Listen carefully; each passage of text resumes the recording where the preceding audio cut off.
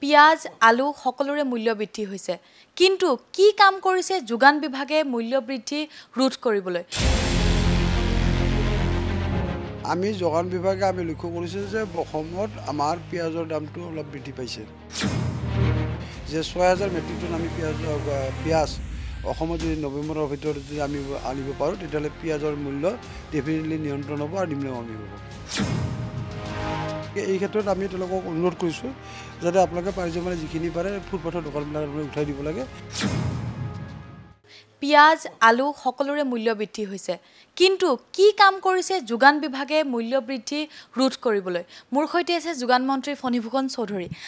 মূল্য বৃদ্ধি হৈছে অভিযোগ উত্থাপিত হৈছে বজাৰত যাব নোৱাৰি ৰাইজে অভিযোগ উত্থাপন কৰিছে বহু প্ৰচেষ্টা আপুনি হাতত লৈছে পিয়াজৰ দাম কমাৰ বাবে নাছিকৰ পৰা পিয়াজ আনাৰ কথাও আপুনি কৈছে কি ব্যৱস্থা লৈছে আপোনালোকে চাওক এটা নিৰ্বাচনৰ বতৰ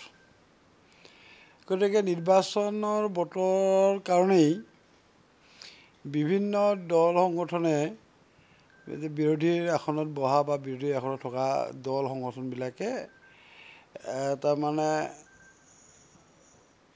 এনেধৰণৰ তাৰমানে প্ৰতিবাদ বা হকে নহকে তাৰমানে এনেধৰণৰ প্ৰতিবাদ সাব্যস্ত কৰাটো এইটো স্বাভাৱিক গতিকে যদি আজি যদি নিৰ্বাচনৰ বতৰ নহ'লেহেঁতেন হয়তো আজি যিটো পিয়াজৰ মূল্য বৃদ্ধি বা আলুৰ মূল্য বৃদ্ধি লৈ যিটো গতিত প্ৰতিবাদ চলিছে এইটো হয়তো নহ'লহেঁতেন এতিয়া যিয়েই নহওক তাৰমানে আলু পিয়াজৰ কথাটোত আমাক তাৰমানে যোগান বিভাগক দোষাৰোপ পৰিছে এই কথাটো আমি বেয়া পোৱা নাই কথাটোত কিন্তু মূলতঃ আচলতে যোগান বিভাগৰ দায়িত্বত বা এই মূল্য বৃদ্ধি নিয়ন্ত্ৰণৰ ক্ষেত্ৰত যোগান বিভাগৰ দায়িত্ব কিমান আছে এই কথাটো আচলতে ফুৱাই চাব লাগিব আপোনালোকে নিশ্চয় জানে সকলোৱে জানে যে আজিৰ পৰা কিছুদিন আগতে আমাৰ ভাৰত চৰকাৰে আলু পিয়াজ এই জাতীয় সামগ্ৰীসমূহ অত্যাৱশ্যকীয় সামগ্ৰীৰ তালিকাৰ পৰা বহিৰ্ভূত কৰিছে বাহিৰত ৰাখিছে গতিকে তাৰ ফলত আচলতে পূৰ্বতে আলু পিয়াজৰ বা অত্যাৱশ্যকীয় সামগ্ৰীৰ মূল্য নিৰ্ধাৰণ কৰাৰ ক্ষেত্ৰত বা মূল্যটো নিৰূপণ কৰাৰ ক্ষেত্ৰত যিটো দায়িত্ব যোগান বিভাগৰ আছিল সেই দায়িত্ব আজি আচলতে যোগান বিভাগ কিমান ধৰণে কেনেধৰণে পালন কৰিব পাৰিব বা পাৰিছে এই কথাটো আচলতে এটা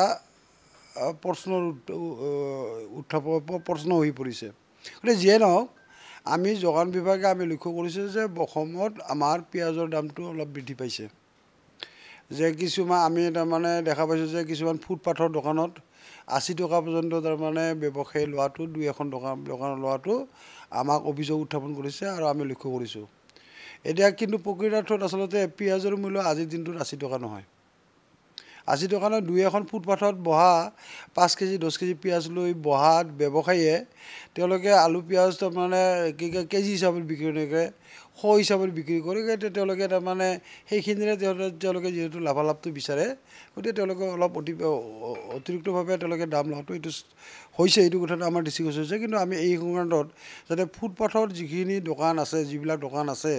যিবিলাকে এনেধৰণে সামগ্ৰীসমূহৰ অতিপাত দাম তেওঁলোকে গ্ৰাহকৰ পৰা লয় এই ক্ষেত্ৰত আমি GMDক গুৱাহাটী মিউনিচিপেল এডমিনিষ্ট্ৰেশ্যনক আমি তেওঁলোকক কৈছোঁ যে ফুটপাথৰ দোকানসমূহ তাৰমানে যিহেতু অবৈধভাৱে তেওঁলোকে বহিছে তেওঁলোকক উচ্ছেদ কৰিব লাগে আৰু তাত তেওঁলোকে তেনেধৰণৰ তাৰমানে দোকান তেওঁলোকে বহাব নোৱাৰে তাৰ ব্যৱস্থা গ্ৰহণ কৰিব লাগে এই ক্ষেত্ৰত আমি তাৰমানে GMDক আমি কৈছোঁ এতিয়া দ্বিতীয়তে আমি তাৰমানে এই অতিপাত মূল্য যিটো ৰাইজে কৈছে যে অতিপাত মূল্য বৃদ্ধি হৈছে এই ক্ষেত্ৰত আমি যোগান বিভাগে আমি এটা ব্যৱস্থা গ্ৰহণ কৰিছোঁ এইটোৱেই যে আমি নাফেডৰ লগত যোগাযোগ কৰি আমি নাছিকৰ পৰা পিয়াজ আনি আমাৰ ৰাজ্যখনৰ যিমান কণ্ট্ৰলৰ দোকান আছে এতিয়া আমাৰ ৰাজ্যখনৰ 38,000তকৈ অধিক সুলভ মূল্যৰ দোকান আৰু আমাৰ দোকান আছে আমি এই সুলভ মূল্যৰ দোকান আৰু আমাৰ দোকানত এনেধৰণে আমি নাছিকৰ পৰা পিয়াজ আনি নাফেডৰ জৰিয়তে আমি যাতে অসমৰ জনসাধাৰণ 35 টকাত পিয়াজ পাব পাৰে তাৰ ব্যৱস্থা আমি কৰি দিছোঁ এতিয়া আমি যদি আপোনালোকে যদি এতিয়া গুৱাহাটী মহানগৰীত যদি চায় যে গুৱাহাটী মহানগৰীত 750খনতকৈ অধিক এনে সুলভ মূল্যৰ দোকানত আজিৰ দিনটোত 35 টকাত পিয়াজ উপলব্ধ হৈছে গতিকে আমি আশা ৰাখিছোঁ যে আমি এই ক্ষেত্ৰত নাফেডক আমি কৈছোঁ যে অক্টোবৰ মাহত 3000 MT আৰু নৱেম্বৰ মাহত 3000 MT আমি পিঁয়াজ দিবৰ কাৰণে তেওঁলোকক অৰ্ডাৰ দিছোঁ, তেওঁলোকক আমি ৰিকুৱেষ্ট কৰিছোঁ আৰু তেওঁলোকে দি আছে। কিন্তু কিছু অলপ খেলি মেলি হৈছে যে তেওঁলোকে যেনেধৰণে আমাক তাৰমানে যোগান ধৰিব লাগে তেনেধৰণে যোগান ধৰিব পৰা নাই, কাৰণ পিঁয়াজ আহি আছে মহাৰাষ্ট্ৰ নাছিকৰ পৰা। গতিকে তেওঁলোকে এতিয়ালৈকে আমি অক্টোবৰ মাহত 3000 মেট্ৰিক টন আৰু নৱেম্বৰ মাহত 3000 মেট্ৰিক টনৰ আমি অৰ্ডাৰ দিছোঁ। এতিয়া এই অক্টোবৰ মাহৰ 3000 মেট্ৰিক টন তেওঁলোকে এতিয়ালৈকে দিবলৈ সক্ষম হোৱা নাই। তেওঁলোকে এতিয়ালৈ 2000 মেট্ৰিক টনতকৈ অলপ অধিক তেওঁলোকে পিঁয়াজ আমাক যোগান ধৰিছে আৰু কিছু তেওঁলোকৰ পাইপলাইনত আছে আৰু তেওঁলোকে আনিবৰ কাৰণে তেওঁলোকে যোজা চলাইছে। আমি ভাবোঁ যে এই পিঁয়াজখিনি যেতিয়া অনাৰ পিছত অসমত যেতিয়া উপলব্ধ হ'লে ডেফিনেটলি ইয়াত যিটো তাৰমানে এই পিঁয়াজৰ মূল্য বৃদ্ধিৰ কিছু হ্ৰাস হ'ব। আৰু আপোনালোকে আজিৰ দিনটো যদি লক্ষ্য কৰে যে তাৰমানে অপেন মাৰ্কেটত যিবিলাক পিঁয়াজ ব্যৱসায়ীসকলে বিক্ৰী কৰিছে তেওঁলোকৰ দাম পূৰ্বৰ তুলনাত নিম্নগামী হোৱাটো পৰিলক্ষিত হৈছে। আৰু এনেধৰণে আমি দামটো তাৰমানে নিয়ন্ত্ৰণ কৰিবৰ কাৰণে চেষ্টা চলাইছোঁ। আৰু আমি ভাবোঁ যে 6000 মেট্ৰিক টন আমি পিঁয়াজ অসমত যদি নৱেম্বৰৰ ভিতৰত যদি আমি আনিব পাৰোঁ তেতিয়াহ'লে পিঁয়াজৰ মূল্য ডেফিনেটলি নিয়ন্ত্ৰণ হ'ব আৰু নিম্নগামী হ'ব। এয়া আছিলে আমাৰ সৈতে ফণীভূষণ চৌধুৰী। আমি আৰু এটা প্ৰশ্ন আপোনাৰ কাষলৈ এই মুহূৰ্তত সুধিছোঁ যে যি সময়ত আপুনি কৈছে যে ফুটপাথৰ দোকানীবিলাকে বেছিকৈ দাম বঢ়াইছে পিঁয়াজৰ ক্ষেত্ৰত, GMDয়ে আপোনালোকক যিটো আপোনালোকে আচলতে এটা নিয়ম বান্ধি দিছে যে ফুটপাথৰ দোকানীসকলক উঠাব লাগে, এই নিয়মটো কেতিয়াৰ পৰা বাহাল ৰাখিব কোৱা? নাই বাহাল ৰখা কথাটো নহয়। আচলতে এইটো ফুটপাথত আচলতে সাধাৰণতে দোকান দিব নোৱাৰে, কিন্তু তাৰমানে দি থাকে। গতিকে এই ক্ষেত্ৰত আমি তেওঁলোকক অনুৰোধ কৰিছোঁ যাতে আপোনালোকে পাৰিছে মানে যিখিনি পাৰে ফুটপাথৰ দোকানবিলাক উঠাই দিব লাগে। মানুহৰ চলাচলতো আচলতে ব্যাঘাত হয়। গতিকে আৰু ফুটপাথৰ দোকানবিলাক উঠাই দিয়াৰ লগে লগে তেওঁলোকে তাৰমানে আনথৰাইজড দোকান, গতিকে সেইবিলাকৰ দোকানবোৰ উঠাই দিলে ডেফিনেটলি তেওঁলোকে তাৰমানে এনেকৈ তাৰমানে গ্ৰাহকে 80 টকা বা বজাৰতকৈ তেওঁলোকে অধিক দামত বিক্ৰী ক্ৰয় কৰিবলগীয়া নহ'ব। যিসকলে অবৈধভাৱে তেনেদৰে বেছিকৈ দাম লৈ আছে তেওঁলোকৰ বাবে কেনে ব্যৱস্থা? নাই তেওঁলোকে চাওক, এতিয়া ঘটনালৈকে যোগান বিভাগীয়কে মই আপোনালোকক আগতেই কৈছোঁ যে এছেঞ্চিয়েল কমোডিটিজ এক্টৰ অধীনত এইবিলাক নাই। তেওঁলোকক লাইচেঞ্চ নালাগে। আজিকালি যোগান বিভাগে লাইচেঞ্চত তেওঁলোকৰ প্ৰয়োজন নাই। গতিকে তেওঁলোকক আচলতে আমি যোগান বিভাগে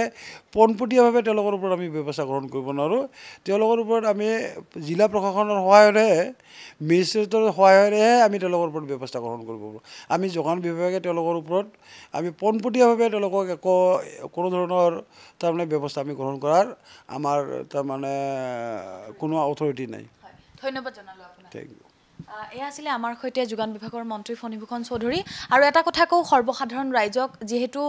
মূল্য বৃদ্ধি এতিয়া কুঙা কৰিছে, কিন্তু তথাপিতো বাহিৰৰ পৰা মহাৰাষ্ট্ৰ নাছিকৰ পৰা আমাৰ ৰাজ্যলৈ পিঁয়াজ আহি আছে আৰু সেই পিঁয়াজ আহোঁতে কিছু পলম হোৱাৰ বাবেই মূল্য বৃদ্ধি হোৱা বুলি এই মুহূৰ্তত যোগান বিভাগে জনাইছে। আৰু আমাৰ মহানগৰীত যি প্ৰায় 750খনৰো অধিক আমাৰ দোকান আছে গভৰ্ণমেণ্টৰ ফালৰ পৰা, চৰকাৰৰ ফালৰ পৰা দিয়া, আৰু সেই দোকানত পিঁয়াজৰ মূল্য কেৱল 35 টকা কেজি। গতিকে আমি সকলোৱে ফুটপাথৰ যিসকল দোকানী আছে বা যিসকলে অথৰাইজ দোকানী নহয় তেওঁলোকৰ পৰা নিকিনি আমি যদি